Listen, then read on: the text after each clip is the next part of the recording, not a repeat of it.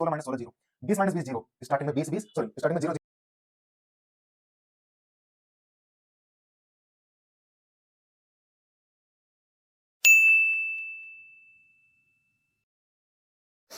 स्वागत है आप सभी का निर्वाण गुरुकुल परिवार में। शस्त्र है शास्त्र है च रक्षत, जिसका मतलब है शास्त्र और शस्त्र ही रक्षा करते हैं।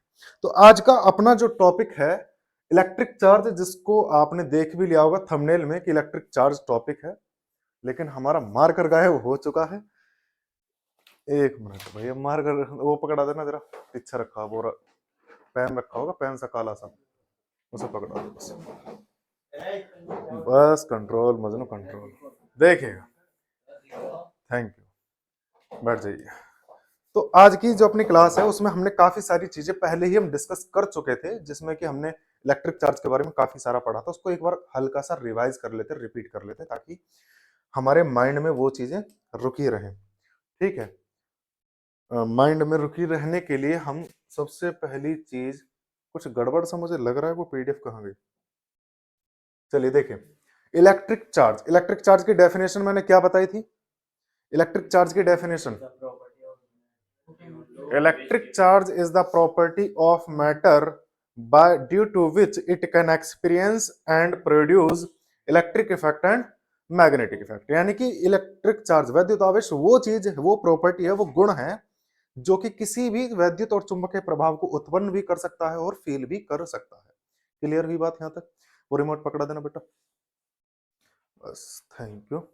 अब अगले पेज पर आपको यहां पे लिखा मिलेगा कि सर काइंड्स ऑफ चार्ज। अब काइंड ऑफ चार्ज में बहुत सारा सस्पेंस था कि सर किसने करा, क्या करा, कैसे करा। तो सीधी सी बात, इसकी एक कहानी मैंने आपको कल बताई थी, जिसमें कि थेल्स ने सबसे पहले उस चार्ज को एक्सपीरियंस करा था। यानी कि फर्स्ट टाइम एक्सपीरियंस करने वाला पर्सन कौन था? थेल्स। स्पेलिंग थोड़ी सी इधर उधर हो सकती है, दिल पर लेना नहीं है बिल्कुल भी। गिलबर्ट की बात करें तो गिलबर्ट ने उसको सेकंड टाइम देखा था, जिसके बाद में पब्लिक के दिमाग में खलबली पैदा हुई कि हाँ वास्तव में कुछ इस पर ध्यान देना चाहिए। यानी कि सेकंड टाइम देखा था उसके बाद, कितने 400 से 500 साल बाद। अब अगली चीज करते हैं कि सर फिर एक साइंटिस्ट और आए ड्यूफे नाम से। किस नाम से? ड्यूफे। फ्रेंच साइंटिस्ट थे, और ये फ्रेंच साइंटिस्ट थोड़े ऐसे मान लो कि कम पढ़े लिखे से केमिस्ट थे। केमिस्ट का मतलब समझते हो? जो दवाई वगैरह देख रहे, उसी को केमिस्ट कहते हैं।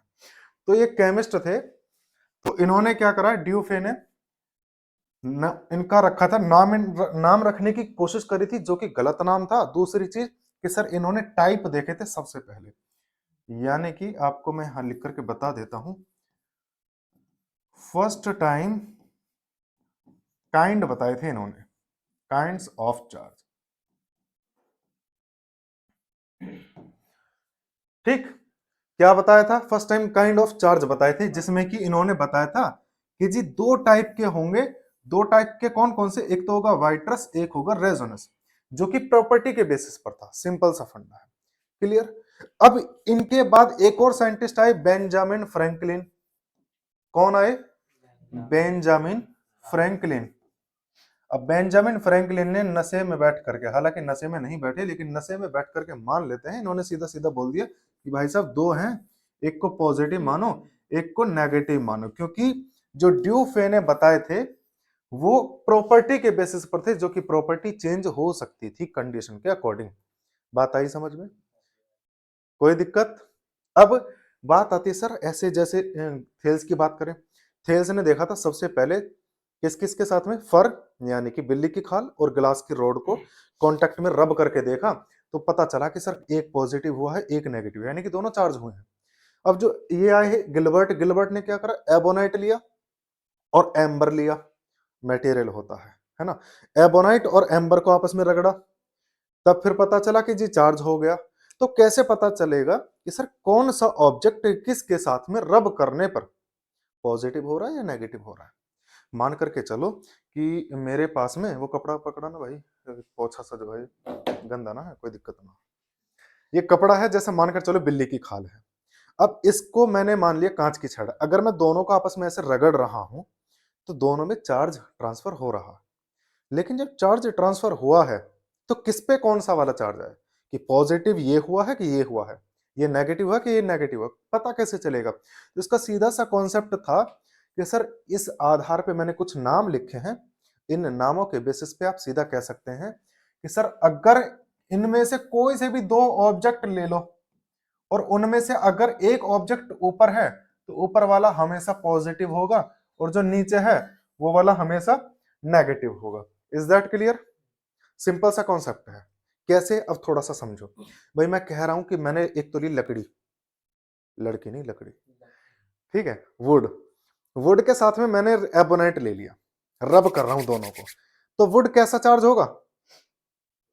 पॉजिटिव। मैंने अभी क्या बोला, इस सीरीज में जो कोई ऊपर होगा वो पॉजिटिव रहेगा, जो नीचे रहेगा वो नेगेटिव रहेगा। क्लियर हुई बात? यहां से एक कॉन्सेप्ट और समझ में आएगा, ध्यान से समझना मेरी बातों को। अभी मैंने क्या लिया था, वुड लिया था, वुड के साथ में लिया था एबोनाइट, तो बच्चे यहाँ पे ये हो गया नेगेटिव, ये हो गया पॉजिटिव। अब अगर मैं वुड के साथ में दूसरा कोई लकड़ी का टुकड़ा लूं और उसके साथ में बिल्ली की खाल रगड़ने लगूं, यानी कि फर को, फर बोला जाता है बिल्ली की खाल, ठीक है, तो फर को रब करने लगूं, तो फर कैसा होगा? पॉजिटिव। और वुड कैसा हो जाएगा? नेगेटिव। यानी कि सर एक कॉन्सेप्ट तो क्लियर है कि कोई एक ऑब्जेक्ट दोनों तरीके से चार्ज हो सकता है, पॉजिटिव भी और नेगेटिव। वो डिपेंड करेगा कि सर आप उसको किसके साथ में रब कर रहे हो। बात आई समझ में? आता कोई डाउट अभी? चलिए, इसको याद करने का तरीका क्या है, क्योंकि सर इसका ऑर्डर याद करना बहुत जरूरी है, क्योंकि हमें पॉजिटिव नेगेटिव का तभी पक्का कंफर्म पता चलेगा। तो इसके लिए मैंने एक छोटी सी अपनी तरफ से कुछ लिखा उल्टा सीधा। फिर फिसल गई सुंदर सी वो महिला रबड़ रासे में। ये मुझे भी ना पता है क्या चीज, पर मैंने बस वैसे ही बनाया है। कैसे है देखो, फिर का मतलब फर, फिसल गई, फिसल फ्लानेल, फ्लानेल, गिलास यानी कि गई, सुंदर, सुंदर के लिए कॉटन, और सी का मतलब सिल्क, वो वुड, महिला मेटल, रबड़, रबड़ हो गया, रासे का मतलब RASE, जिसका resin amber sulphur ebonite. Is that clear और नॉट? सिंपल सा कॉन्सेप्ट है, बड़ा कोशिश करी है कि अच्छा सा समझा सके। तो याद हो गया कि नहीं? एक बार पढ़ लो, अगली सेकंड में पूछने वाला हूं आपसे, पढ़ो जल्दी से। ये पूरी ट्रिक भी याद कर लेना, ये इंपॉर्टेंट है तुम्हारे लिए। क्यों क्यों इंपॉर्टेंट है? देखो, छोटी सी बात समझना, कभी भी जिंदगी में सिलेबस के अकॉर्डिंग हर कोई पढ़ेगा, महान वो है जो सिलेबस से थोड़ा सा हट के पढ़े, जिससे कि सामने वाला अगर कोई पूछने लगे तो उसके सामने हम अपनी इंटेलिजेंसी दिखा सके कि भाई साहब तुमसे ज्यादा जानते हैं। समझ रहे हैं बात को? जिंदगी में देखो करना वही है जो भी कुछ है, पर थोड़ा सा अगर अलग कर लोगे ना फालतू, वही चीजें तुम्हारी पहचान बनाएगी बस। समझ में आई बात? तो ये वही चीज है, करिए याद अभी। फिर फिसल गई सुंदर सी वो महिला रबड़ रासे में, ठीक है। फिर मतलब फर, फिसल मतलब फनारेल, उसके बाद गई मतलब ग्लास, सुंदर कॉटन, सी सिल्क, वो वुड, महिला मेटल, ठीक है, रबड़, रबड़ हो गया, रासे का मतलब RASE, आर मतलब रेजिन, ए मतलब एम्बर, एस मतलब सल्फर, ई मतलब एबोनाइट। और मे को तो बस तर्ज के अकॉर्डिंग हमने जोड़ा है। जैसे कि केमिस्ट्री में हम कहते हैं कि आलू गाजर इन बैगन थैला, कुछ ऐसे करके बोला जाता है, वो उस तरीके से। समझ में आ गई बात? याद रहेगी बेटा, कल पूछूंगा, ठीक है। अब अगला चलते हैं। नहीं लिखने की जरूरत नहीं, अगर आपको देखो सुनो, अगर आपको इसकी पूरी PDF चाहिए ना, तो मैं आपको इसकी जो PDF है वो NG एकेडमिक क्लासेस नाम का टेलीग्राम पे हमारा ग्रुप है, उसमें आपको PDF मिल जाएगी। तो ना नोट्स बनाने की जरूरत, लेकिन अपनी नोटबुक में ये नोट कर लेना है सारी चीजें, क्योंकि जितनी बार लिखोगे उतना ज्यादा याद रहेगा। सिंपल सा कॉन्सेप्ट है। बात आ रही है यहाँ तक? पक्की बात है? चलिए अगला चलते हैं आगे की तरफ। अब यूनिट्स ऑफ चार्ज, यूनिट की बात करते हैं। चार्ज की यूनिट क्या क्या होंगी, कैसे कैसे हो सकती है? सर सबसे पहली चीज देखो, यूनिट जब भी हम रखते हैं ना, मोस्ट ऑफ द केसेस सबसे ज्यादा हम साइंटिस्ट के नाम पर रखते हैं। यूनिट लिखने का एक तरीका होता है कि अगर साइंटिस्ट के नाम पर है तो उसका फर्स्ट लेटर कैपिटल बनेगा, और अगर पूरा नाम रखते हो, पूरा नाम लिखोगे तो बेटा स्मॉल से लिखा जाएगा सारा का सारा। समझ में आई बात यहाँ तक? जैसे कि अभी मैंने कोलाम के लिए मैं लिख रहा हूँ, तो अगर मैं शॉर्ट में लिख रहा हूँ तो सी लिखूंगा सिर्फ और सिर्फ, लेकिन अगर मुझे कंप्लीटली पूरा लिखना है तो मैं छोटा ही लिखूंगा फिर पूरा। ऐसा नहीं होगा कि जी फर्स्ट लेटर कैपिटल बनाए, बिल्कुल नहीं पॉसिबल, गलत हो जाएगा। समझ में आ रही है बात यहाँ तक? पक्की बात है। अब आगे की तरफ चलते हैं। सर एसआई सिस्टम में चार्ज की जो यूनिट होती है वो कूलाम होती है। क्या होती है? कूलाम, जिसको आप लिखोगे COULOM। क्लियर? याद हो गई? एक बात मैं आपको याद रख लेना, इस चीज को मैं आपको बता देता हूं कि एक कूलाम इतना ज्यादा अमाउंट है कि अगर 10 की पावर 6 इलेक्ट्रॉन हर सेकंड पे ट्रांसफर हो तो भी पूरा 198 साल लग जाएंगे इस एक कूलाम के चार्ज को ट्रांसफर होने में। इतनी बड़ी अमाउंट है। अगर मैं ये कहूं कि जी एक कूलाम चार्ज की बात करूं तो अगर 10 की पावर 6 इलेक्ट्रॉन्स पर सेकंड ट्रांसफर हो तो भी आपको पूरा का पूरा एक कूलाम चार्ज ट्रांसफर होने में 198 साल लग जाएंगे लगभग, जिसको 216 सॉरी 200 कहा जाएगा, 200 साल, ईयर। इतने साल में पूरा एक कूलाम की अमाउंट ट्रांसफर हो गया। क्लियर हुई बात? अरे हाँ ना, कुछ तो बोली देख रहे हो।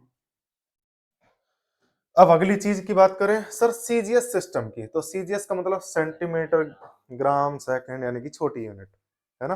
अब इस छोटी यूनिट में क्या होगा, तो छोटी यूनिट का सीधा सा बोला जाता है बेटा, ये मोस्ट इंपोर्टेंट है। ओहो, दिल पे ले लिया। ये मोस्ट इंपोर्टेंट है। रीजन क्या है? देखो कि सर इसमें इसी यूनिट को ईएसयू भी कहा जाएगा, यानी कि इलेक्ट्रोस्टैटिक यूनिट, स्थिर वैद्युतिक मात्रक। ठीक है, यूनिट का इंग्लिश हिंदी से कोई लेना देना नहीं, सीधी सी बात है। साइंटिस्ट का नाम हिंदी में भी वही रहेगा, इंग्लिश में भी वही रहेगा, चेंज नहीं होने का। जैसे मेरा नाम अंकित है तो अंग्रेजी में कुछ और ना हो जाएगा, सॉल्यूशन नहीं होगा मेरा नाम। ठीक है ना? तो ईएसयू भी कह सकते हैं इसको। ठीक, इसको स्टैट कोलाम भी कहा जाएगा, स्टैट कोलाम भी कहा जाएगा। इसको दूसरे नाम से और, अरे बड़े फजीते हैं, इसको दूसरे नाम से और कहा जाएगा एक फ्रैंकलिन।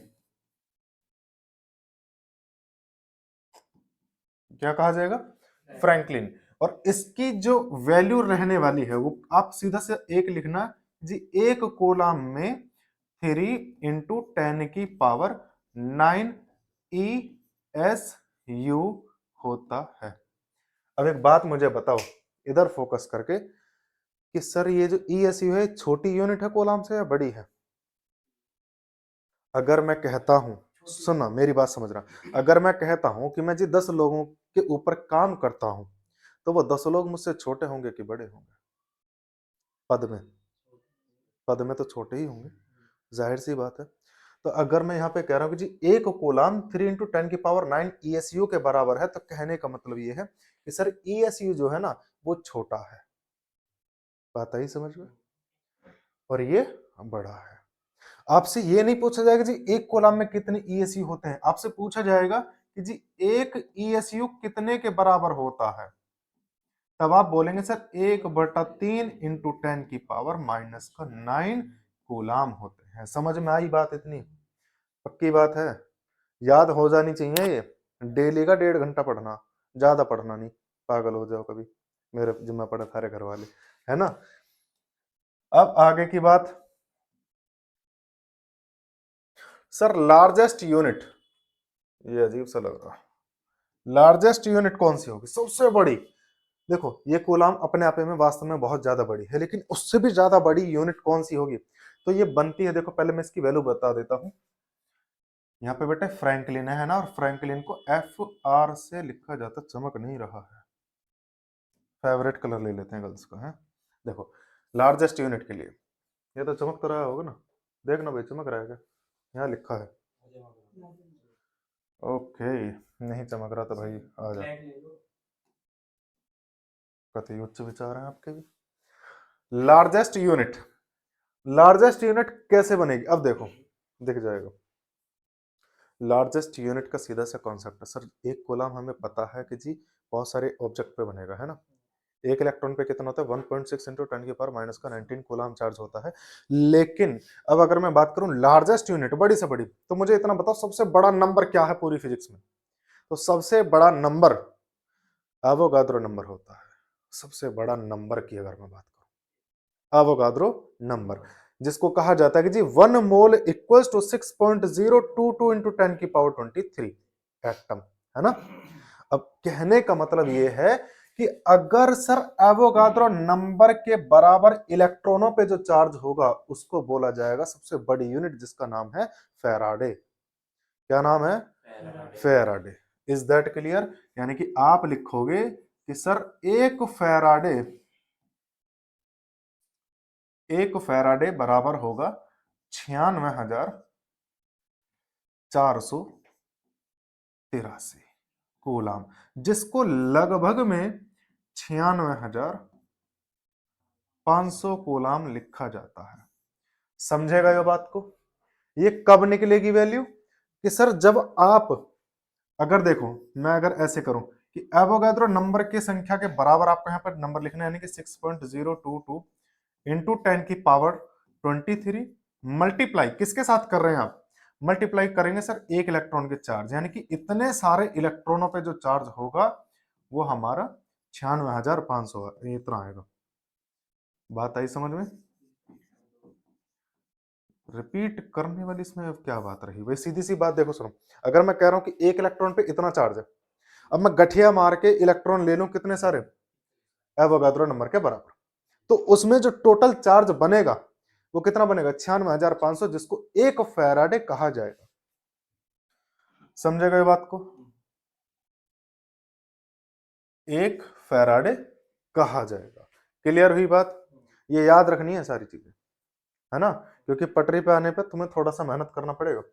अब अनदर यूनिट की बात करें सर, दूसरी यूनिट अब इसकी क्या हो सकती है? सर दूसरी यूनिट भी होगी क्या इसकी? दुनिया भर की तो कितनी तो यूनिट हो गई।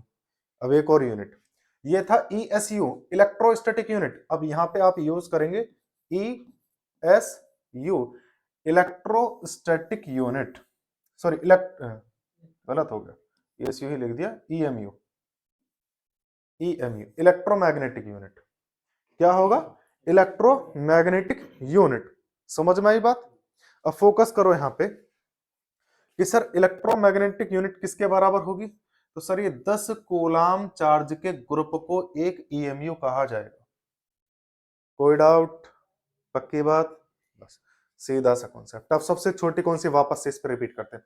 सबसे छोटी है ESU, जिसको स्टेट कूलम भी कहा जाएगा, जिसको फ्रैंकलिन भी कहा जाएगा, जो कि होती है 1/3 इंटू 10 पर माइनस का 9 कूलम, सबसे छोटी है। उसके बाद आएगा कूलम SI सिस्टम में, ठीक है। इसके बाद आपकी बारी आती है EMU की, क्योंकि 10 कूलम के ग्रुप को इसमें EMU कहा गया है।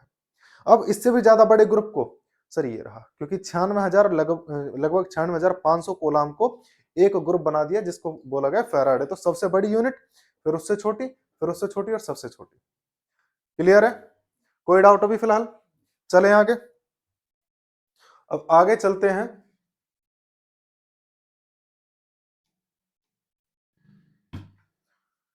Electron theory. इलेक्ट्रॉन थ्योरी क्या है? सबसे पहली चीज कि सर जब हमने कोशिश करी थी ये समझने की कि चार्ज क्या है, कैसे काम करता है, तो वहां पे हमारे पास में न इलेक्ट्रॉन की जानकारी थी, न प्रोटॉन की, न न्यूट्रॉन की। तो हम ऐसा मानते थे कि जी कोई जब दो ऑब्जेक्ट को रगड़ा जाता है आपस में, तो उसमें से कुछ पार्टिकल्स निकल करके इधर चले जाते हैं, जिसको हम बोल देते हैं कि जी पॉजिटिव चार्ज कैरियर हाइपोथेसिस, जो कि बिल्कुल सरासर गलत थी।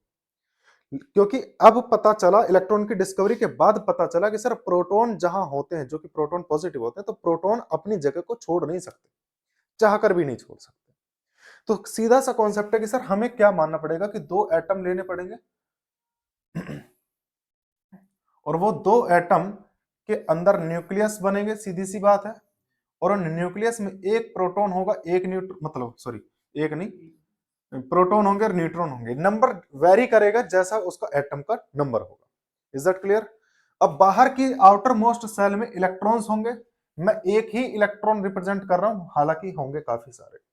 मैं थोड़ी सी देर के लिए मान लेता हूं कि महोदय इस जगह पर मैं मान लूं कि जी 20 इलेक्ट्रॉन हुए और इस जगह पर 16 इलेक्ट्रॉन हुए, कोई डाउट? तो किसी भी एटम में न्यूट्रल कंडीशन में, न्यूट्रल कंडीशन का मतलब ये होता है कि बच्चे देखो कोई भी ऑब्जेक्ट है, जैसे अभी रिमोट है, ये करंट नहीं मार सकता मुझे। रीजन क्या है? क्या इसमें इलेक्ट्रॉन नहीं है? सर इलेक्ट्रॉन है, लेकिन इलेक्ट्रॉन फ्लो नहीं कर रहे, है ना, सीधी सी बात है। अब रिफ्लो क्यों नहीं कर रहे? क्योंकि सर इसमें जितने इलेक्ट्रॉन हैं उतने प्रोटॉन भी हैं, तो बैलेंस करके बैठे हैं एक दूसरे को। समझ में आई बात?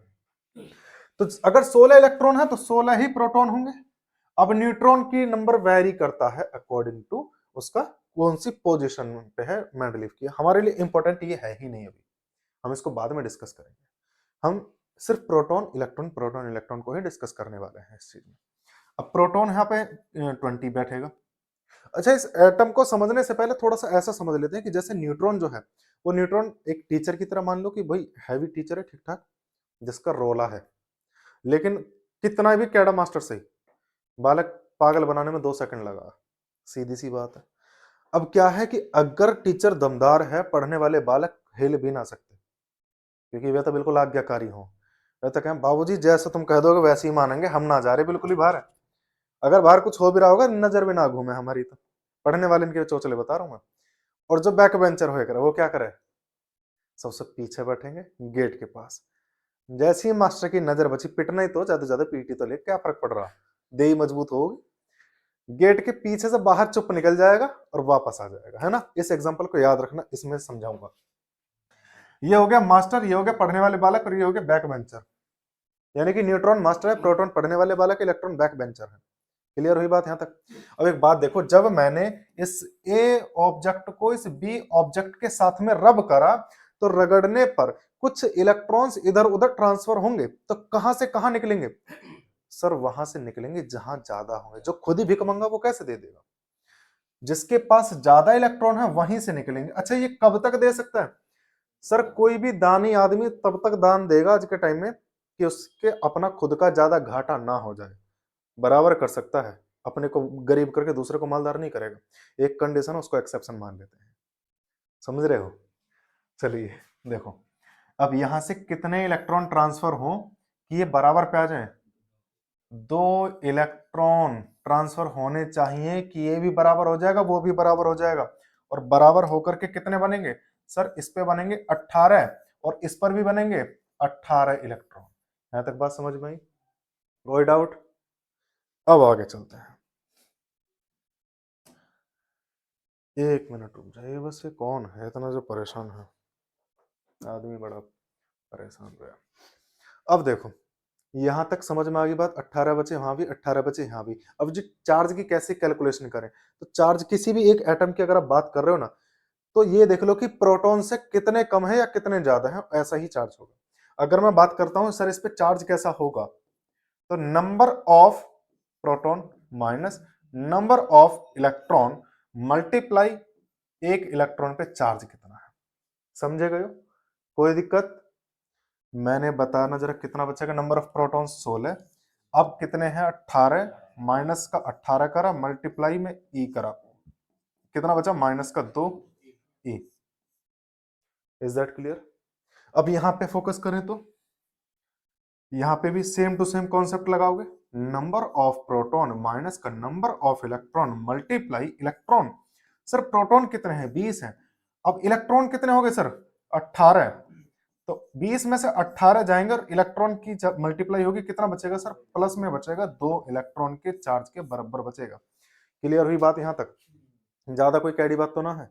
अब सिंपल सा यहाँ पे एक आपको चीज समझनी चाहिए कि महोदय एक बात बताइए, अगर मेरे पास में यहां पर माइनस का 2, यहां पर प्लस का 2 है, कहने का मतलब क्या है कि सर स्टार्टिंग वाली कंडीशन में इसके पास 0 चार्ज था, क्योंकि 16 माइनस 16 0, 20 माइनस 20 0, स्टार्टिंग में 20 20 सॉरी स्टार्टिंग में 0 0, ऐड करा कितना आया? 0 प्लस 0 बराबर 0। अब कितना है? माइनस का 2e प्लस का 2e, कितना बना? समझे गए बात को? इलेक्ट्रॉन थ्योरी बस इतनी ही है। कहने का मतलब कि सर किसी भी एटम में से इलेक्ट्रॉन जब अपनी जगह छोड़ेगा, तब कहीं जाकर के वो ऑब्जेक्ट चार्ज हो पाएगा। या इलेक्ट्रॉन किसी ऑब्जेक्ट में आकर के एंट्री कर ले तब वो चार्ज हो जाएगा। बात आ रही है समझ में? अच्छा, फोकस करने वाली बात क्या है यहाँ पे, जो लिखने वाली बात है वास्तव में अच्छी बात है, वो अति सुंदर। देखिए कि सर जिसके पास में इलेक्ट्रॉन आए हैं, यानी कि इलेक्ट्रॉन्स आए हैं या ज्यादा हैं, उस पे साइन कैसा है? नेगेटिव है ना। अब एक बात बताओ, बैक बेंचर को पॉजिटिव मानोगे कि नेगेटिव मानोगे? नेगेटिव मानोगे, क्यों? क्योंकि वो नेगेटिविटी फैलाता है क्लास में। अगर तुम में से कोई हो तो दिल पे मत लेना, मैं सिर्फ समझाने का एक नजरिया बता रहा हूँ। ठीक, पीछे देखो, सुनो, वास्तव में जो पीछे बैठने वाले बालक है ना, जिंदगी का असली मजा वही लेकर।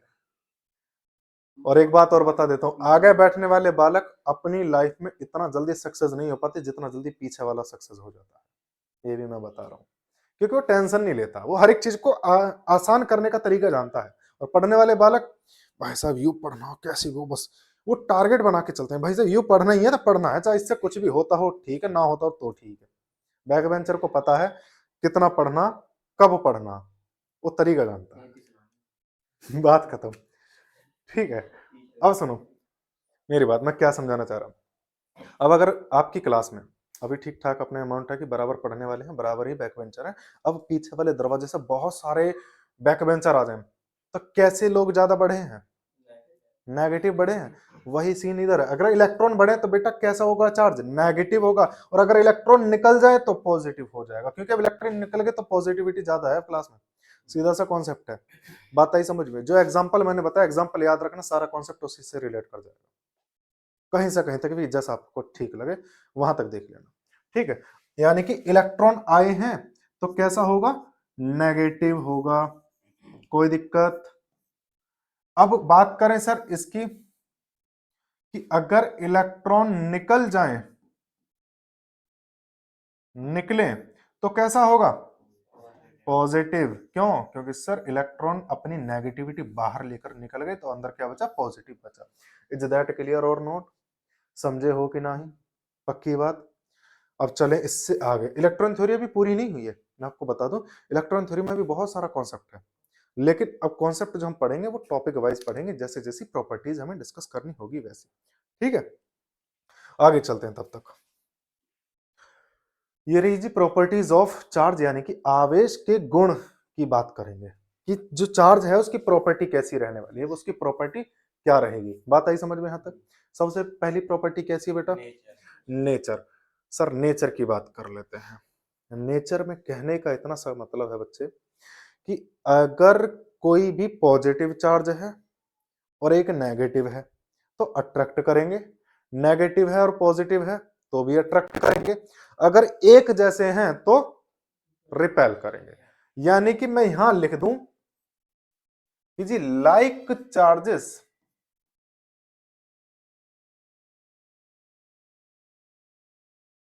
रिपेल करेंगे, जो एक जैसे हैं उन्हें एक दूसरे से कोई मतलब नहीं।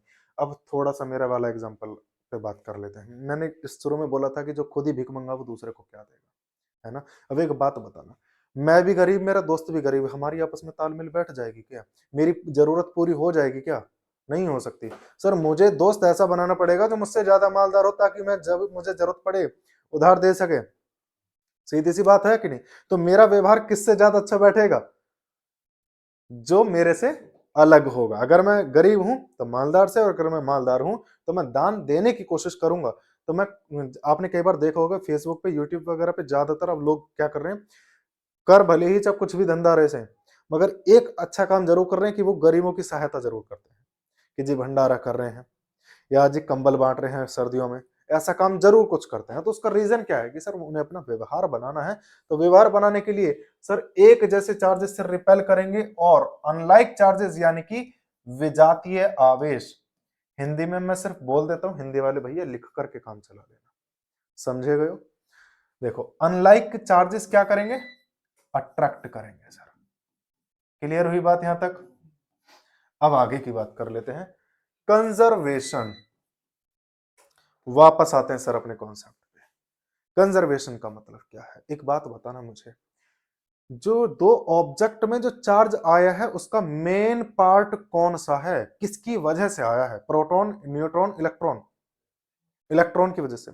ऐसा तो नहीं कि दोनों ऑब्जेक्ट पे अलग कहीं तीसरे सोर्स से इलेक्ट्रॉन है, कि दोनों ने आपस में ही लेन देन करा है इलेक्ट्रॉन का, आपस में ही करा है ना। तो सीधी सी बात है, अगर मैं कहूं कि जी दो इलेक्ट्रॉन यहां से निकले हैं तो इधर भी तो दो ही पहुंचेंगे, जाहिर सी बात है। तो कहने का मतलब ये कि चार्ज हमेशा कंजर्व ही रहेगा, समझे हो कि नहीं भाई। जितने की वहां कमी करी है इलेक्ट्रॉन ने, उतने की यहां बढ़ोतरी कर दी, तो टोटल ओवरऑल तो उतनी रहे फिर भी, सीधी सी बात है। अब यहां देखो, पहले जीरो चार्ज फिर जीरो चार्ज, ऐड करा जीरो रहा, बाद में जब रब कर दिया, रगड़ दिया, रगड़ने के बाद में माइनस का 2e प्लस का 2e, कितना चार्ज, जीरो। तो जैसा पहले वैसा बाद में, उसी को कहा जाता है कंजर्वेशन, संरक्षण। संरक्षण का मतलब बचा करके रखना, जैसा है वैसा का वैसा ही रखना है अपने को।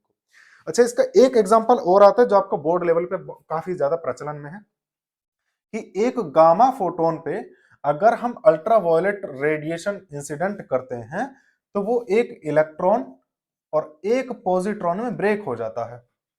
इसको कहा जाता है पेयर एनिहिलेशन, तो उसका विनाश करने का हो जाता है, और उसका पेयर प्रोडक्शन यानी कि युग्म उत्पादन, क्या बोलेंगे इसको, युग्म उत्पादन यानी कि पेयर प्रोडक्शन। ये पेयर ही तो बना है, एक पॉजिटिव एक नेगेटिव। इस पे कैसा चार्ज है बेटा, गामा फोटोन, और फोटोन होती एनर्जी, और एनर्जी पे कोई चार्ज नहीं होता, समझे गए। इसकी एनर्जी कितनी है बेटा, इसकी एनर्जी है 1.02 मेगा इलेक्ट्रॉन वोल्ट, ठीक है। अब इनकी एनर्जी कितनी है सर, 0.51 मेगा इलेक्ट्रॉन वोल्ट और 0.51 मेगा इलेक्ट्रॉन वोल्ट। लेकिन यहां पे सर इसका जीरो चार्ज था, टोटल इनका देखो दोनों का, माइनस और प्लस को आपस में मिला दो, अभी भी जीरो ही चार्ज है। कंजर्वेशन के एग्जाम्पल है सबसे बेस्ट, अगर आपको मिल जाए तो आप सीधा लिख देना कि सर पेयर प्रोडक्शन में गामा फोटोन पे आपने अल्ट्रावायलेट रेडिएशन करा तो आपका एक इलेक्ट्रॉन एक पॉजिट्रॉन निकल करके बाहर चले गए। बात आगे समझ में। अब क्या करा जाए कि जी हम एक चीज और करना चाहिए कि सर इन दो पेयर को लेकर के क्या गामा फोटोन बनाया जा सकता है, सर बिल्कुल बनाया जा सकता है। उसको आप बोलोगे पेयर एनिहिलेशन, हिंदी की बात करें तो हिंदी में बोलोगे युग्म विनाश, युग्म विनाश। समझ में आई बात, पेयर एनिहिलेशन, ठीक है, ANNIHILATION। प्लस प्लस क्या बनेगा रिजल्ट, सर गामा फोटोन बनेगा। अब किस किस की बत्ती जली है ये मुझे बता देना कि सर चार्ज कंजर्व नहीं रहा। ध्यान से सोचो कैसे, एक तरीका समझना मेरा। यहाँ एक गामा फोटोन ने एक इलेक्ट्रॉन एक प्रोटॉन दिया, पॉजिट्रॉन सॉरी प्रोटॉन नहीं पॉजिट्रॉन। अब एक इलेक्ट्रॉन एक पॉजिट्रॉन ने मिलकर के दो गामा फोटोन बना दिया, तो बल्ले बल्ले होगी सर। अब एक से एक इलेक्ट्रॉन एक पॉजिट्रॉन, और इससे भी एक इलेक्ट्रॉन एक पॉजिट्रॉन, है ना। हाँ ना, कुछ तो बोलो, सीधा से ये कॉन्सेप्ट है, गलत है। रीजन, सर यहां से लेकर यहां तक पहुंचने में तीन कॉन्सेप्ट यूज हुए हैं। सबसे पहला एनर्जी कंजर्वेशन, उसके बाद दूसरा लीनियर मोमेंटम कंजर्वेशन, रेखीय संवेग संरक्षण, तीसरा कंजर्वेशन ऑफ चार्ज यानी कि आवेश का संरक्षण। तीन कॉन्सेप्ट लगे हैं इसमें यहां से यहां तक, समझे हो। कहने का मतलब मेरे पास में अगर ये बम है और ये बम यहीं का यहीं फट जाए दो टुकड़ों में, तो एक इधर जाएगा तो दूसरा कहां जाएगा, उसी के साथ जाएगा क्या, जस्ट अपोजिट डायरेक्शन में जाएगा। दैट मीन्स कि सर इसने मोमेंटम को कंजर्व रखा है। समझ में आई बात, यही कॉन्सेप्ट है सर। एक गामा फोटोन अगर दो टुकड़ों में ब्रेक होगा तो बेटा लीनियर मोमेंटम तो कंजर्व रहेगा। एनर्जी देखो, एनर्जी 1.02 मेगा इलेक्ट्रॉन वोल्ट है, तो यहाँ पे 0.51 मेगा इलेक्ट्रॉन वोल्ट, 0.51 यानी कि टोटल एनर्जी अभी भी कंजर्व है। बात आई समझ में। और चार्ज तो कंजर्व है ही है, क्योंकि जीरो चार्ज था, यहाँ भी जीरो है, टोटल माइनस और प्लस को जोड़ करके जीरो ही आएगा। बात आई समझ में यहां तक। अब यहाँ पे फोकस करते हैं, यहाँ पे तीन के तीन अप्लाई होंगे और ये कंजर्व भी रहेंगे। कैसे, इलेक्ट्रॉन पॉजिट्रॉन, सर यहाँ माइनस प्लस टोटल जीरो, यहाँ भी जीरो यहाँ भी जीरो, दो बार जीरो जोड़ लो चाहे 10 बार जीरो जोड़ लो, जीरो ही रहने वाली है। तो चार्ज कंजर्व है। एनर्जी की बात करते हैं कि सर इसकी energy 0.51 mega electron volt, 0.51 mega electron volt. इसकी भी इतनी रहने वाली है। अब इन दोनों की भी अलग अलग इतनी रहेगी जितनी आधी आधी बट जाएगी। लेकिन सर सवाल ये है कि फिर दो टुकड़े में क्यों बटे, एक टुकड़ा ही क्यों ना बना दिया गया। सवाल तो ये है ना भाई, दो टुकड़े अलग अलग हम बना रहे तो दो टुकड़े क्यों बनाए, एक ही ना बन जाना चाहिए था। तो हमने अपनी मर्जी से नहीं बनाए हैं, ये खुद बने। रीजन कि सर फिजिक्स एक ऐसा सब्जेक्ट है जिसे नेचर खुद अप्लाई करती है, इसमें इसीलिए कोई एक्सेप्शन नहीं मिलेगा आपको, समझे गए। केमिस्ट्री में दुनिया भर के एक्सेप्शन है कि जी ये वाला रूल यहाँ पे फॉलो नहीं होगा, इस कंडीशन में फॉलो नहीं होगा। फिजिक्स में ऐसा कोई नियम ही ना पड़ा होगा जिसमें कह दो कि जी ये वाला यहाँ पे फॉलो नहीं होगा, समझ गए बात को। तो फिजिक्स जो है वो नेचर को देख करके सीख करके समझ करके बनाई गई। और फिजिक्स वाले जो बालक हो रहे हैं इंटेलिजेंट हो, ये हमारी गलती ना होगी, है ना। देखो सीधी सी बात इतनी है कि सर जब दो पार्टिकल मिलकर के आपस में कुछ बना रहे हैं तो वो विस्फोट होगा, क्योंकि जब कोई चीज आपस में एक दूसरे को मिलकर के खत्म करती है तो विस्फोट होता है उसका। और जब विस्फोट होगा तो सर टुकड़ों में बिखरना जरूरी था उसका, एक टुकड़ा नहीं बन सकता विस्फोट होकर के। तो टुकड़ों में बिखरना जरूरी था, और बिखर करके जब दो टुकड़े बने तो उसका दो इसीलिए बने हैं कि अगर एक ही टुकड़ा बनता तो इधर चला जाता, तो उसका मोमेंटम किसके बराबर रखता है फिर भाई, अगर इधर जा रहा है तो उसके जस्ट अपोजिट भी तो कुछ होना चाहिए। अब जब हमने मिलाकर के एक ही टुकड़ा बनाया तो इधर चला गया, उसका अपोजिट क्या रहा है, कुछ भी ना बचा। इसीलिए क्या करती है नेचर कि भाई साहब आधी आधी एनर्जी लेके दो टुकड़े बना दिए, एक इधर को चला जाओ एक इधर को, ताकि लीनियर मोमेंटम यानी कि रेखीय संवेग संरक्षित रह सके, कंजर्व रह सके। बात आई समझ में, कोई डाउट। तुम ज्यादा ख्यालों में खो रहे हो या समझ में नहीं आ रही चीजें। मुझे ऐसा लग रहा है तुम फेल नहीं कर रहे भाई, ऐसे जरूरत पड़े आ नहीं रहा थोड़ा भैया, अगर अभी ना आया तो फिर तो दिक्कत हो जाएगी, अभी आना भी जरूरी है। क्योंकि पटरी पर चलने वाली ट्रेन अगर तुम अभी छोड़ दोगे ना फिर दिक्कत आएगी, फिर दौड़ लगाते रहोगे ट्रेन के पीछे पीछे कि जी भाई साहब रुक जाओ। चलो जी हिंदी में लिख देंगे योज्यता, इसको दूसरे कलर से लिख देते हैं। एक तो थोड़ा सा ये गैप होना चाहिए था, चलो कल से गैप रखेंगे इसमें। योज्यता, योज्यता का मतलब एडिटिविटी।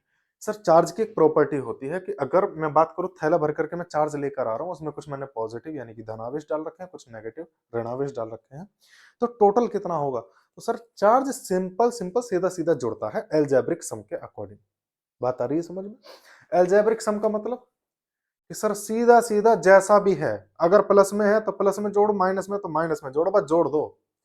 कैसे, देखो मैंने जी एक थैला बना रखा है, इस थैले में मैंने माइनस का 3 कूलम, प्लस का 5 कूलम, माइनस का 10 कूलम और प्लस का 15 कूलम। तो टोटल चार्ज कितना बैठेगा इसके अंदर, सर 15 और 5 20।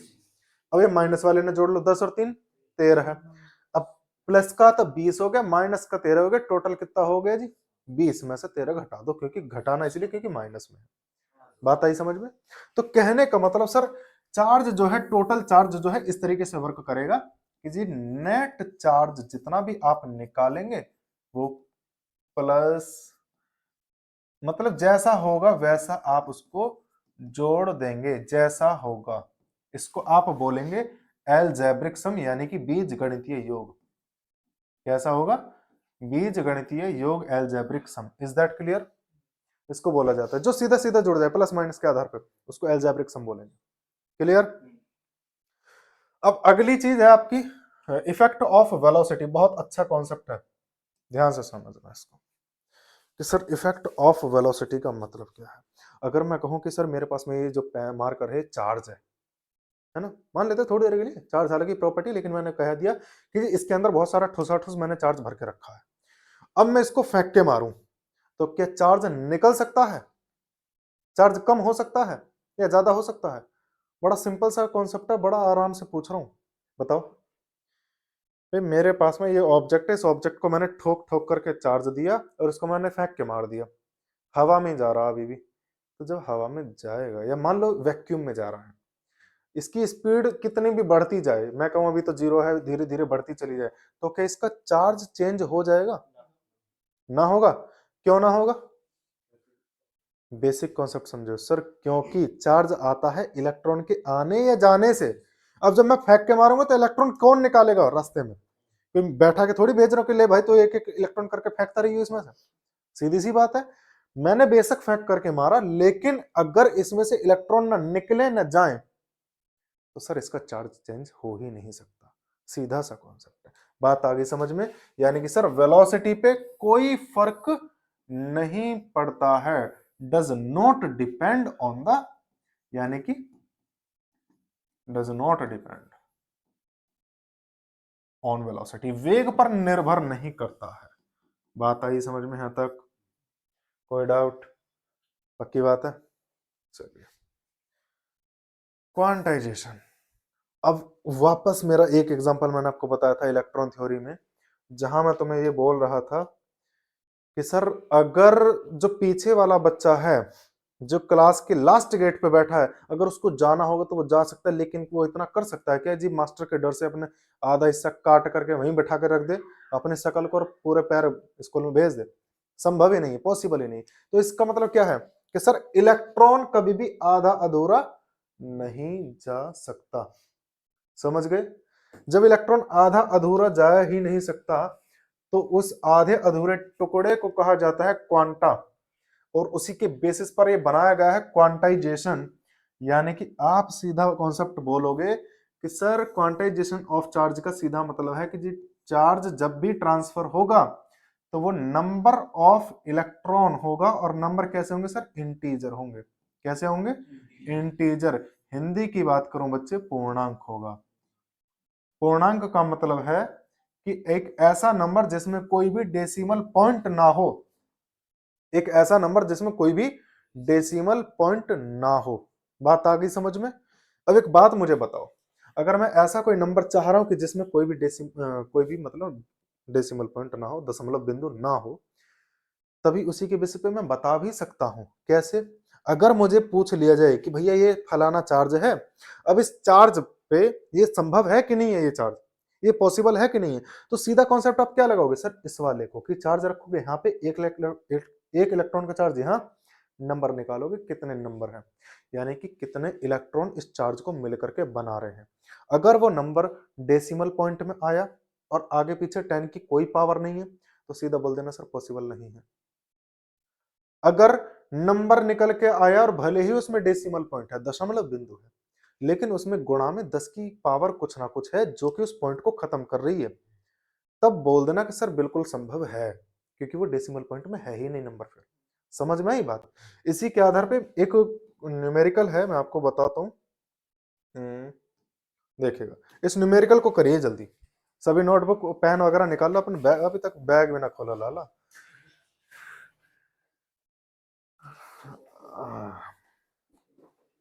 जल्दी करिएगा इस क्वेश्चन को, देखते हैं किसका पहले आएगा। 5.8 इंटू 10 की पावर माइनस का 18 कूलम, क्या ये आवेश संभव है? क्या ये पॉसिबल है? बड़ा सिंपल सा क्वेश्चन है बच्चे, एक बार बस उसमें ये झांक करके देख लो कि उसमें वो दिख रहा लिखा हुआ या ना दिख रहा। दिख रहा? ठीक है, बताइए। हिंदी और इंग्लिश दोनों में लिखा है ताकि प्रॉब्लम ना हो, बोलूंगा थोड़ा थोड़ा मतलब बाइलिंगुअली, और ख्यालों में थोड़ा सा कम डूबा करो, समझने की कोशिश करो ना, समझो बात को। कैलकुलेटर का यूज कोई ना करेगा, एन की वैल्यू निकाल के बताओगे तभी पता चलेगा सर पॉसिबल है कि नहीं। कैसे करोगे सर? जो चार्ज दे रखा ना उसको रखो क्यू, पहले फॉर्मूला रखो, क्योंकि क्वांटाइजेशन से ही आप पता करेंगे। ठीक है, क्यू का मतलब कितना है? 5.8 इंटू 10 की पावर माइनस का 18 बराबर नंबर ऑफ इलेक्ट्रॉन हमें निकालना है। एक इलेक्ट्रॉन पर चार्ज कितना होता है? 1.6 इंटू 10 की पावर माइनस का 19। कभी भी जब न्यूमेरिकल सॉल्व करो तो न्यूमेरिकल के बीच में कहीं भी कोई भी यूनिट नहीं रखोगे, समझे? यूनिट पहले ही रखनी है आपको वो सारी चीजें।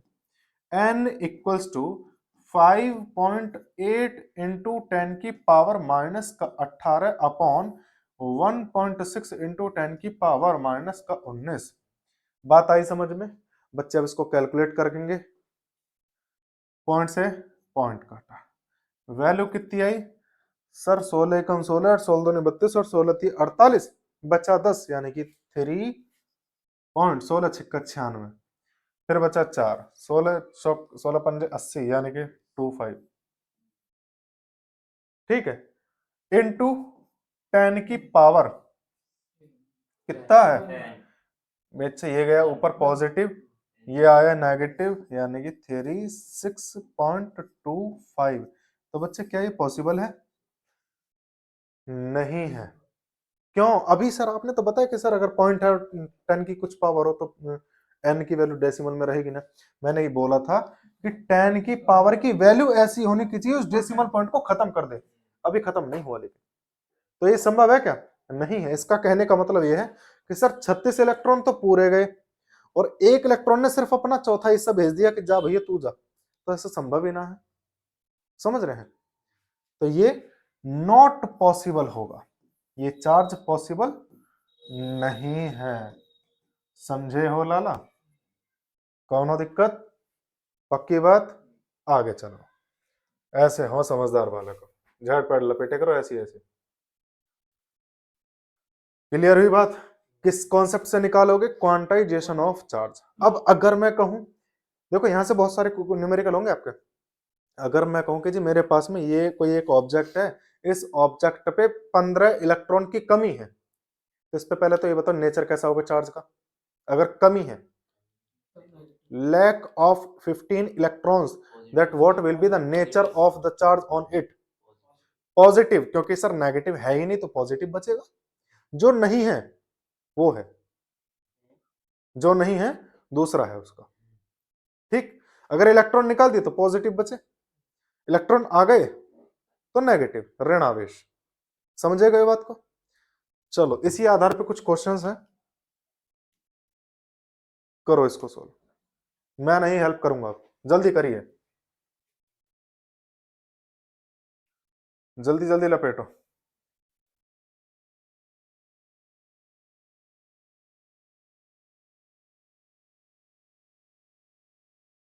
एक कंडक्टर हैज 8.0 into 10 की पावर माइनस का 7 coulomb negative charge, how many electrons are there more और less than the normal state?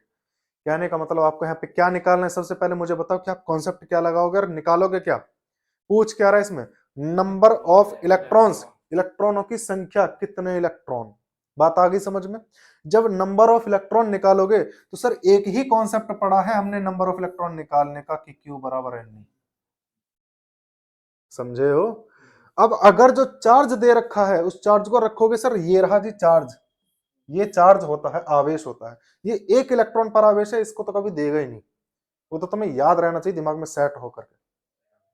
कितना करोगे सर? 8.0 इंटू 10 की पावर माइनस का 7 equal to n into 1.6 into 10 की पावर माइनस का 19। n की वैल्यू निकालोगे 8.0 इंटू 10 की पावर माइनस का 7 अपॉन 1.6 इंटू 10 की पावर माइनस का 19। पॉइंट से पॉइंट हटाओगे, 16 पंजे 80 बचा, यहाँ ये जाएगा पॉजिटिव। आपने वगैरह जी 19 में से 7 गए तो 12 बचेगा, यानी कि 5 इंटू 10 की पावर 12। समझे हो बात को? सर इतने इलेक्ट्रॉन अभी कम है या ज्यादा है? ये बताओ बस, कम या ज्यादा? यही तो पूछा है, अधिक या कम। कहां गए इंग्लिश में? मोर और लेस। यहां पढ़ो पहले, लिख क्या रहा है वो? कूलम का नेगेटिव चार्ज, इतने कूलम का ऋण आवेश है। नेगेटिव कब होता है कोई भी ऑब्जेक्ट? नेगेटिव चार्ज कब होगा? जब इलेक्ट्रॉन कम होंगे या ज्यादा होंगे? ज्यादा होंगे। सारी पढ़ाई लिखाई गई भाड़ चूल्हे में हमारी तो है। इतनी देर से मगजमारी कर रहे हैं भाई, जिसमें ज्यादा होंगे वो नेगेटिव होगा, तो नेगेटिव है। जो चीज ज्यादा है वही है बस। इलेक्ट्रॉन कम तो पॉजिटिव, ज्यादा तो नेगेटिव। मैंने तुम्हें दिखाया था यहाँ लिख करके, अभी दिखाता हूं देखो। अगर आए या कम हो जाए, सॉरी आए या ज्यादा हो जाए तो नेगेटिव होगा, या मैं यहाँ लिख देता हूं लो, या ज्यादा हो तब नेगेटिव होगा। बात आई समझ में? अब अगर यहाँ की बात करें तो सर इलेक्ट्रॉन कम होने चाहिए। क्लियर है? अब चलते हैं आगे की चीज में। देखो इसमें काफी सारे और क्वेश्चंस हैं, वो तुम प्रैक्टिस में कर लेना डाउनलोड करके, एनजी एकेडमिक क्लासेस नाम से जो टेलीग्राम वाला ग्रुप है उसमें से। ये वाला तुम्हें क्वेश्चन सॉल्व करने हैं, ये करना है, ये भी तुम कर सकते हो, सेम कॉन्सेप्ट वही है। ठीक है, ये अब आपका कॉन्सेप्चुअल है। अब आ जाते हैं थोड़ा सा, एक बार इसको समझ लेते हैं। ये आपके लिए ज्यादा इतना इंपॉर्टेंट, एक मिनट, अब इसका एक चीज और रह गई है, कंपैरिजन विद मास। देखो कॉन्सेप्ट क्या था हमारा, basic concept sir electron theory से ही सारा कुछ पढ़ा हमने, इलेक्ट्रॉन थ्योरी से ही हम डिस्कस करें। इलेक्ट्रॉन निकल करके यहां जाएंगे तो बेटा इलेक्ट्रॉन अपना मास छोड़ के जाएंगे कि लेके जाएंगे? एक बात बताओ, मेरा वाला एग्जांपल पे आप काम करते हैं। मैंने अपने एग्जांपल में बोला था जो बैक बेंचर गेट के बगल में बैठा वो जा सकता, वही फ्री इलेक्ट्रॉन है, यानी कि इलेक्ट्रॉन है, ठीक है। अब वो इलेक्ट्रॉन यानी कि वो बंदा अपने शरीर को छोड़ करके अपनी आत्मा भेज सकता है क्या? शरीर का मतलब उसका मास, उसका द्रव्यमान कितना है, तो द्रव्यमान उसका वही रहना चाहिए कि जाना चाहिए साथ में? जाएगा अगर वो बाहर जाएगा तो। आत्मा तो किसके बस में रखी है? सीधी सी बात है कि सर अगर इलेक्ट्रॉन यहां से निकल करके यहां जाएगा तो अपना मास लेकर के जाएगा। लेकिन अब एक बात बताओ, मैं ये मास है मेरे पास में, इसको मैं बाहर फेंक रहा हूं तो क्या चार्ज बाहर जाएगा? इसमें चार्ज है क्या? नहीं है। चार्ज तब होता है जब इलेक्ट्रॉन ज्यादा या कम हो, इसमें बराबर है। कैसे पता चला? क्योंकि सर करंट नहीं मार रहा, समझे हो? अगर देखो सुनो, मास कोई भी ऑब्जेक्ट का द्रव्यमान, किसी भी वस्तु का द्रव्यमान, ऑब्जेक्ट का अगर मास है, जरूरी नहीं कि उसमें चार्ज होगा।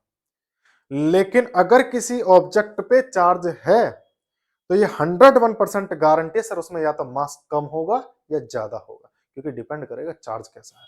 अगर चार्ज नेगेटिव है तो सर मास उसका ज्यादा होगा, और अगर पॉजिटिव चार्ज है तो उसका मास यानी कि उसका द्रव्यमान कैसा होगा?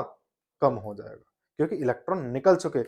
अब जब इलेक्ट्रॉन यहां से निकल करके यहां गए तो बेटा दो इलेक्ट्रॉन अपना मास अपना द्रव्यमान लेकर के बाहर गए थे तो कम हो गया, यहाँ पे आए थे तो यहाँ पे ज्यादा हो जाएगा। बात आई समझ में कि नहीं आई? बेटा मास कभी भी कैसा होगा कि सर चार्ज अगर किसी ऑब्जेक्ट पे है तो उसका मास कम होगा या ज्यादा होगा, वो डिपेंड करेगा कि चार्ज कैसा है।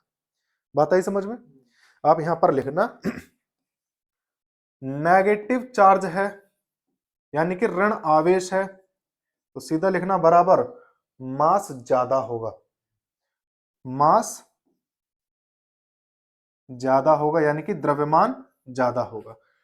इसका जस्ट अपोजिट करोगे, अगर पॉजिटिव चार्ज है किसी ऑब्जेक्ट पे, कैसा चार्ज है? पॉजिटिव चार्ज है, तो बेटा उसका मास कम या ज्यादा? कम, क्योंकि इलेक्ट्रॉन निकल के जा चुके हैं। आप लिखोगे मास कम होगा। मेरी बात यहां तक समझ में आई कि नहीं आई? क्लियर है कॉन्सेप्ट सारा? पक्की बात है। अब एक बात और देखो सर, अगर आपसे पूछ लिया जाए, हालांकि वो मैं क्वेश्चन मुझे मिला नहीं और आपके बोर्ड लेवल पे आएगा भी नहीं, लेकिन बाई चांस अगर मान के चलो लक ज्यादा बढ़िया है और वो क्वेश्चन आपसे पूछ लिया जाए कि जी हमारे पास में ये कोई ऑब्जेक्ट है, इस ऑब्जेक्ट पे से 10 इलेक्ट्रॉन ट्रांसफर हुए हैं, तो 10 इलेक्ट्रॉन ट्रांसफर होने पे इसका मास जो है वो कम हुआ कि ज्यादा, और कितना कम हुआ? तो सर सबसे पहली चीज कि कितने इलेक्ट्रॉन ट्रांसफर हुए? 10 इलेक्ट्रॉन। एक इलेक्ट्रॉन का द्रव्यमान मास कितना होता है? तो इलेक्ट्रॉन का मास बेटा नोट करके लिख लेना, 9.1 इंटू 10 की पावर माइनस का 31 केजी मास ऑफ इलेक्ट्रॉन होता है। मेरी बात यहां तक समझ में आई कि नहीं? क्लियर हुई? पक्का? अब कैसे निकालोगे सर? 10 इलेक्ट्रॉन निकल के गए थे ना, एक इलेक्ट्रॉन का मास इतना, तो इससे में 10 की मल्टीप्लाई कर दो, इतना मास कम हो गया। जैसा चार्ज वाले के लिए कर रहे थे ना, क्यू बराबर है नहीं, ऐसे हम इसके लिए करेंगे कि मास ट्रांसफर्ड इक्वल्स टू एन यानी कि नंबर ऑफ इलेक्ट्रॉन्स मल्टीप्लाई एक इलेक्ट्रॉन का मास। बात आई समझ? कोई डाउट? तो तुम्हारे चेहरे देख के लग रहा पक गए हो, दिखो।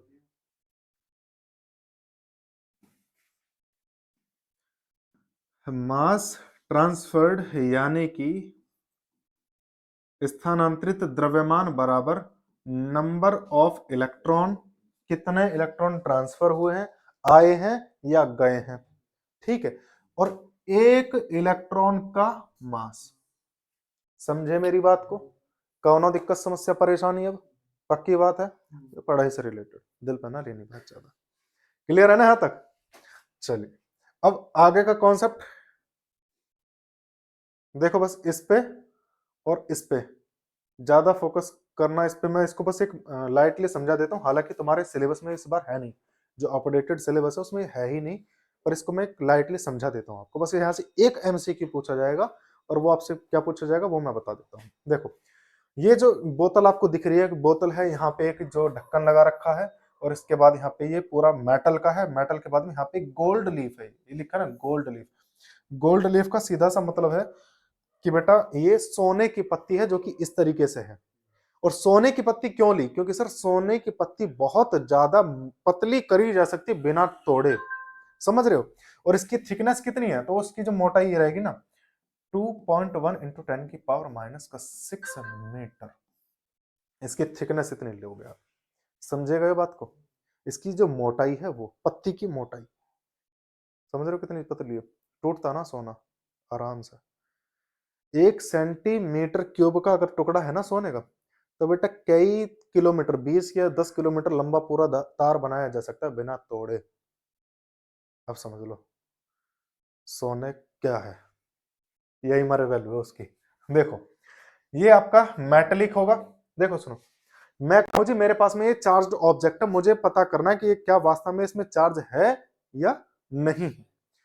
मैंने लिया इसको यहां टच कर दिया, अगर टच करने पर ये पत्तियां फैल गई तो सर चार्ज है, और नहीं फैली तो चार्ज नहीं है। एक ओवरव्यू बता देता हूं, वैसे बहुत बड़ा कॉन्सेप्ट है अपने आप में, पर एक छोटा सा बता देता हूं। देखो मानकर चलो मेरे पास इसमें प्लस था, कैसा था? प्लस चार्ज, तो नीचे तक बेटा प्लस ही तो आएगा यहाँ भी। अब जब प्लस आएगा तो यहाँ पत्तियों पे भी तो प्लस ही पहुंचेगा, यहाँ भी प्लस और यहाँ भी प्लस। और पॉजिटिव मतलब चार्ज जो है, आवेश जो है, उसकी प्रकृति क्या होती है, नेचर क्या होता है उसका? सर रिपेल करेगा, एक जैसा तो एक जैसा है कि ना है, तो प्रतिकर्षित करेगा कि नहीं, रिपेल करेगा कि नहीं, यानी कि दूर दूर भगाएगा एक दूसरे, ये पत्तियां दूर भागेंगी। अब अगर नेगेटिव होता कि जी नेगेटिव हो, तो यहां भी नेगेटिव यहां भी नेगेटिव, दोनों पे, जब दोनों पे नेगेटिव है फिर से रिपेल करेगा। तो क्या ऐसी कंडीशन बन सकती है कि जो अट्रैक्ट करे? क्या ऐसी कंडीशन बन सकती है? नहीं बन सकती। तो कहने का मतलब बस आपसे एमसीक्यू में जो पूछा जाएगा कि सर कभी भी जो चार्ज की जो करेक्टनेस है, यानी कि उसकी हमें जांच करनी है कि ऑब्जेक्ट पे चार्ज है या नहीं, यानी कि real test of charge is repulsive nature, repulsion है, प्रतिकर्षण है। यानी कि आप सीधा लिख लेना real test of charge is repulsion.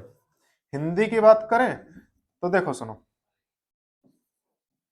वास्तविक जांच, वास्तविक प्रतिकर्षण है। कौन? भेज दो, पर अभी रुक जाओ, मैं अभी उसी वहीं जा रहा हूँ, बैठक में बिठा दो इतना। वास्तविक जांच प्रतिकर्षण है किसी भी चार्ज की। अगर हमें पता करना है कि वास्तव में उस पर चार्ज है या नहीं है, तो सीधा सा कॉन्सेप्ट लगाएंगे कि सर प्रतिकर्षण से ही पता चलेगा, आकर्षण से पता चल ही नहीं सकता कैसी भी। बात आ रही है समझ में? क्यों? अगर एक बात बताओ, क्या यहां से दो दो डंडी लगा रखी हमने? एक ही है ना, सीधी सी बात है, वही यही चीज है। अगर मैं कहता हूं कि जी मेरे पास में ये है, अब देखो एक चीज तो मैं दिखाता हूँ, एक कागज के टुकड़े करो जरा,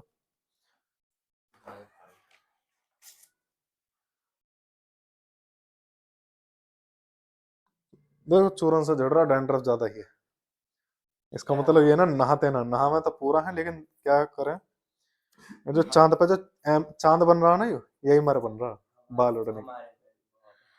देखो मैं एक बार इसको दिखाता हूं, अगर इसने उठा दिया, उठ रहे हैं कि नहीं उठ रहे? अभी चट की आवाज आई, अगर ध्यान से सुना हो तो। दोबारा इसको चार्ज करते हैं, और चार्ज करके तुम्हें सीधा सा दिखाएंगे कि सर इसने अट्रैक्ट कर लिए हैं, कहने का मतलब चार्ज हो गया है। समझे गए बात को? इंडक्शन की वजह से। क्लियर हुई बात? इसी को कहेंगे चार्ज है, आवेश है।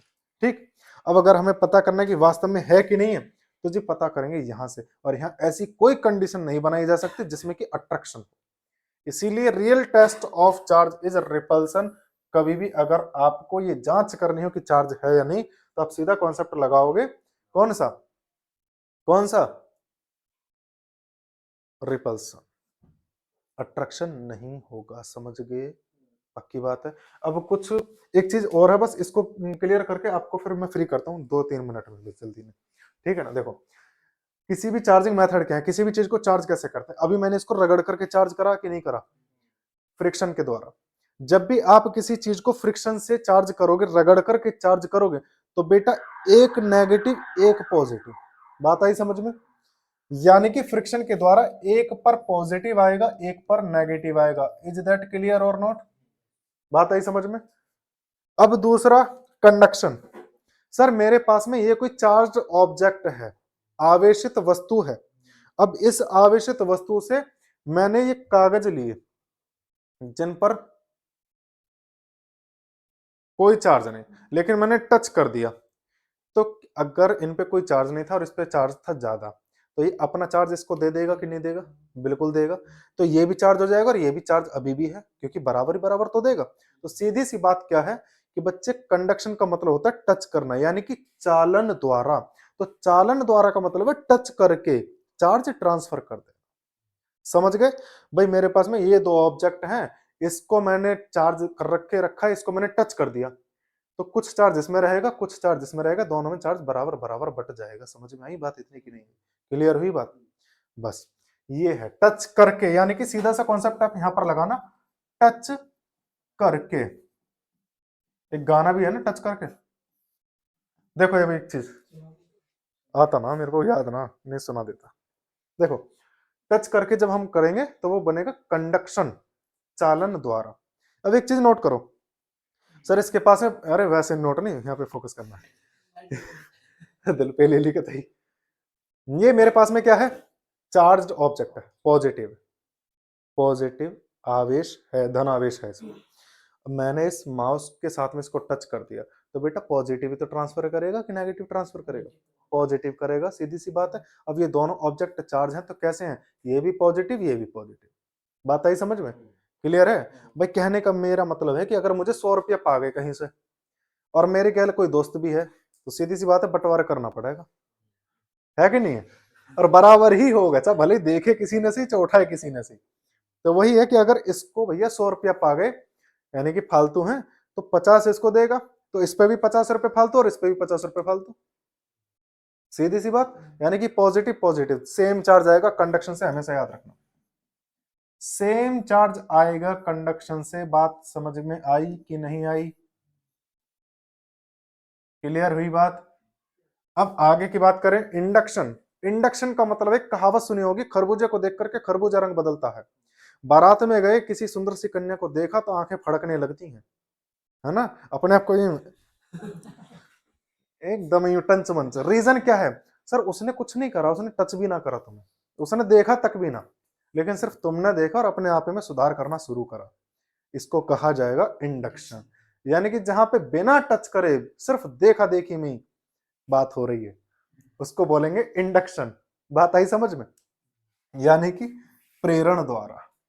अब एक बात बताओ, ये पॉजिटिव चार्ज है, ये कैसा भी चार्ज ना इस पे, ये पॉजिटिव है, इसको लेकर आया इसके पास, टच नहीं करा रहा हूं, सिर्फ दूर रखा है, तो ये पॉजिटिव चार्ज क्या करेगा, सर हर एक मटेरियल के अंदर पॉजिटिव और नेगेटिव दोनों बराबर होते हैं, ये तो जानते ही हो, एटम से बना होता है। तो जितना भी नेगेटिव है, अगर ये पॉजिटिव है तो जितना नेगेटिव है अपनी तरफ खींच लेगा, और यहाँ पॉजिटिव दूसरी तरफ भगा देगा। अब अगर उस पॉजिटिव को किसी माध्यम से निकाल दिया जाए, तो एक कैसा चार्ज हो जाएगा फिर, नेगेटिव, बात आई समझ में। सीधी सी बात है सर, देखा देखी में हमेशा दूसरा साइन का ही अट्रैक्ट होगा, सेम साइन का अट्रैक्ट नहीं हो सकता। इज दैट क्लियर और नॉट।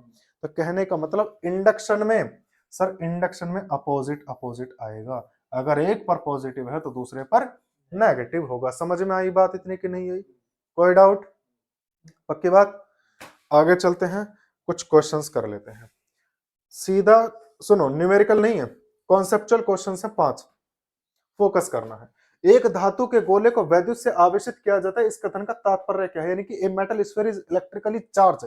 अगर कोई मेटल का स्फीयर है, इसको चार्ज करा जा रहा है, तो इसका मतलब क्या है, सर इसका सीधा मतलब यह है कि सर इसमें से या तो इलेक्ट्रॉन निकाले गए हैं या दिए गए हैं, डाले गए हैं। बात आई समझ में? तब हम कहेंगे कि सर ये इलेक्ट्रिकली चार्ज है। क्लियर है कि नहीं? यानी कि अगर इसमें से मैं कहूं कि इलेक्ट्रॉन ट्रांसफर हो रहे हैं तो चार्ज कहा जा सकता है। क्लियर हुई बात? ये कॉन्सेप्ट आपका क्लियर। ये बेसिक कॉन्सेप्ट है जिनकी जानकारी होनी चाहिए। इंग्लिश में पढ़ते रहना घर पे जाकर आराम से, पर मैं अभी आंसर आपको बता दे रहा हूं बस, है ना। ठीक बराबर द्रव्यमान वाले दो सर्वसम धातु के गोले ए व बी दिए गए हैं, लिए गए हैं। आपने कहा जी एक ये है, एक ये है, एक बी है, एक ए है। अब इसमें क्या कर रहा है जी, ए को क्यों नेगेटिव दिया जा रहा है, यानी कि नेगेटिव क्यों दिया, इसको पॉजिटिव क्यों दिया जा रहा है। ठीक है, क्या दोनों गोलों के द्रव्यमान में कोई अंतर आएगा, मास में कोई चेंज आएगा क्या? तो मारूंगा तुम्हारी गुद्दी पे सच में। अभी मैंने क्या कही, खूब चीख चीख के कही ही कि ना कही, पर सुनते ही ना है कि जी अगर चार्ज कम या ज्यादा, मतलब किसी भी ऑब्जेक्ट पे चार्ज है तो मास चेंज जरूर होगा, डेफिनेट सी बात है सर, क्योंकि चार्ज पॉसिबल ही तब है जब मास उसका चेंज होगा। समझे हो? इलेक्ट्रॉन निकलेंगे, इलेक्ट्रॉन निकले तो मास लेकर के जाएंगे।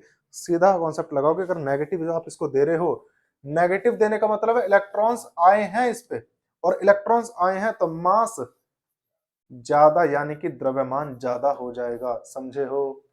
यहाँ पे द्रव्यमान कम हो जाएगा यानी कि मास कम हो जाएगा। अभी बैग पैक मत करो, अभी रुक जाओ। अब आगे की चीज है, क्वेश्चन इंपॉर्टेंट है, सीधा कोई भी पूछ सकता है आपके वाइवा वगैरह में, कि ये ज्वलनशील पदार्थ यानी कि जो हमारे फ्लेमेबल होते हैं मटेरियल्स, जैसे कि पेट्रोल, डीजल तो इतना नहीं होता, पेट्रोल ज्यादा होता है, सीएनजी वगैरह हुआ, तो ऐसे वाहनों में, ऐसी गाड़ियों में हमेशा एक मेटल की चेन जोड़ी होती है जो कि टायरों के बीच से नीचे लटकाई जाती है, ग्राउंड से, सड़क से टच होकर के जाती, कभी फोकस करना, ऐसे करके होती है, वो चैन बनी रहेगी ऐसे करके, और उसमें नीचे एक छोटा सा ऐसा ट्रायंगल सा बना रहता है, वो लटकी रहेगी बस यही, और ज्यादा ढीली नहीं छोड़ी जाएगी, बस इतनी छोड़ी जाएगी ताकि वो उसकी नोक सीधी सीधी टच में रहे। उसका रीजन क्या है कि सर जब मेटेलिक व्हीकल चलेगा ना, तो एयर के साथ में, वायु के पार्टिकल्स के साथ में फ्रिक्शन में आएंगे, और जब फ्रिक्शन में आएंगे तो सर फ्रिक्शन होने की वजह से एक आध इलेक्ट्रॉन निकल सकता है, और निकला या एंटर करा तो चार्ज हो जाएगा व्हीकल, और अगर व्हीकल चार्ज हो गए, यानी कि अगर गाड़ी में आवेश आ गया, तो सर उसमें ब्लास्ट हो सकता है, क्योंकि फ्लेमेबल के लिए तो हल्की सी चिंगारी काम कर सकती है, और चार्ज चिंगारी ही पैदा करता है, ये तुम्हें भी अच्छे से पता है, सर्दी में कंबल में उंगली रगड़ के देखना। समझे हो बात को कि नहीं? तो सर इसीलिए मेटल की चेन लगाई जाती है ग्राउंड पे, क्यों कि अगर व्हीकल चार्ज हो गया तो वो सारा का सारा चार्ज ट्रांसफर करता रहे साथ के साथ ग्राउंड पे। बात आई समझ में? और आग लगने से बच जाएगी। इसका सीधा एग्जांपल आपने कई बार देखा होगा कि जब कई बार जो लड़कियां होती हैं जिनके लंबे बाल होते हैं, वो अगर गाड़ी की सीट पे बैठी हैं और जब वो उतरेंगी तो उनके बाल दूर दूर फैल जाते हैं, या फिर अगर वो उतर करके सीधा बिना किसी मेटल को टच करे और जूते ऐसे पहन ले जो इंसुलेटर हो, रबड़ के हो, तो बेटा जब बाहर वो पेट्रोल डलवाने के लिए आए, तो विदेश में क्या होता है, पेट्रोल खुद डालना पड़ता है, तो अगर वो लड़की खुद ही पेट्रोल डालने लगेगी तो पूरी गाड़ी में आग लग जाएगी, क्योंकि वो लड़की चार्ज है अभी और उसने किसी भी मेटल को टच नहीं करा, आग लगेगी पक्का, क्योंकि पेट्रोल तो बहुत जल्दी आग पकड़ता है चार्ज से, स्पार्क से। समझ गए? क्लियर है? और पेट्रोल की आग पानी से भी ना बुझती है, समझो है। अब आगे आ जाओ। इसीलिए रेत वगैरह रखा होता है, आपने कभी फोकस करा होता है, कहीं जब गैस हो या पेट्रोल हो तो वहां बाल्टियों में रेत रखा होता है, रेड कलर की बाल्टियां होती है, वहां पे रेत भरा होता है, क्योंकि रेत से बुझाई जा सकती है ढक करके, पानी से ना बुझेगी। वायुयान के टायर यानी कि एयरक्राफ्ट के जो टायर होते हैं उनको बनाने के लिए एक स्पेस, मतलब स्पेसिफिक रबड़ का यूज करा जाता है। उसमें क्या होता है कि वो सर एक चार्ज्ड ऑब्जेक्ट्स पार्टिकल्स को मिलाकर के बनाई जाती, क्यों? क्योंकि सर जब वायुयान हवा में उड़ेगा तो उसमें दो कॉन्सेप्ट लगेंगे जिसकी वजह से उसमें चार्ज आ सकता है। सबसे पहला चीज कि वो सर अर्थ के मैग्नेटिक फील्ड को क्रॉस करता हुआ उड़ता है, क्योंकि अर्थ का मैग्नेटिक फील्ड अर्थ से ऊपर चलेगा, वो उसको क्रॉस करता चलेगा, तो उसमें मैग्नेटिक फ्लक्स की वजह से उसमें वोल्टेज जनरेट हो जाएगा। वोल्टेज जनरेट हो जाएगा तो सीधी सी बात है, करंट मार सकता है, अगर किसी को टच कर देगा तो ब्लास्ट हो सकता है, क्योंकि इसमें फ्यूल होता है पंखड़ियों में, और उसके पास में अगर वोल्टेज है तो सीधी सी बात है सर चार्ज है कहीं ना कहीं, और अगर चार्ज है उड़ा देगा। कई बार देखा होगा हवाई जहाज में ऊपर ही ऊपर भी आग लग जाती है जब चार्ज ज्यादा हो जाता है, समझे हो? ज्यादा कलाबाजी मारोगे ना तो लंका लग जाएगी। क्योंकि जितना ज्यादा मैग्नेटिक फ्लक्स को तुम क्रॉस करोगे उतना ज्यादा तुम्हारी बॉडी में चार्ज आएगा। समझे? जब चौथा पांचवा चैप्टर पढ़ोगे ना बिल्कुल डिटेल में समझ में आएगी, सर सच कह रहे थे। अब जब वो नीचे उतरेगा तब हवा को भी और ज्यादा करेगा क्रॉस, क्योंकि सर डेंसिटी एयर की ग्राउंड पे सबसे ज्यादा होती है। तो जितने ज्यादा पार्टिकल्स को वो ब्रेक करेगा, रोकेगा, हटाएगा, उतना ज्यादा और चार्ज होगा। तो कहीं आग ना लग जाए, क्योंकि सबसे ज्यादा आग लगती है वायुयान में या एयरक्राफ्ट में जब वो लैंड करता है। सबसे ज्यादा एक्सीडेंट होते हैं लैंड करते टाइम पे, आप कभी फोकस करना। ठीक है, तो वो रीजन उसका यही है, इसीलिए उसके टायर में मेटेलिक चीजें मिलाई जाती हैं, ताकि, क्योंकि रबड़ तो ट्रांसफर कर नहीं सकती चार्ज को, तो मेटल ट्रांसफर कर सकता है चार्ज को ग्राउंड पे, जमीन पे, इसीलिए उसको मेटेलिक बनाया जाता है, मेटल के पार्टिकल्स मिला करके बनाया जाता है। समझ में आई बात है? यानी कि कहने का मतलब है कि अगर तुम हवाई जहाज के टायर में एक सिरे पे तार लगाओगे, दूसरे सिरे से पकड़ोगे ना, या खुद भी टच करोगे, तो ब्लास्ट हो जाएगा तुम्हारे अंदर, क्योंकि वो उसके जो टायर हैं करंट को फ्लो करने देते हैं। समझ में आई बात? अब एक लास्ट क्वेश्चन है, ये रहा कि किसी वस्तु, वास्तु हो गए सॉरी, किसी वस्तु को आवेशित होने की सही जांच प्रतिकर्षण से होती है, ना कि आकर्षण से। स्पष्ट कीजिए। सीधा गोल्ड लीफ का एग्जांपल दे देना, गोल्ड लीफ इलेक्ट्रोस्कोप का, जो मैंने बोतल सी बना करके बताई थी। क्लियर हुई बात यहां तक?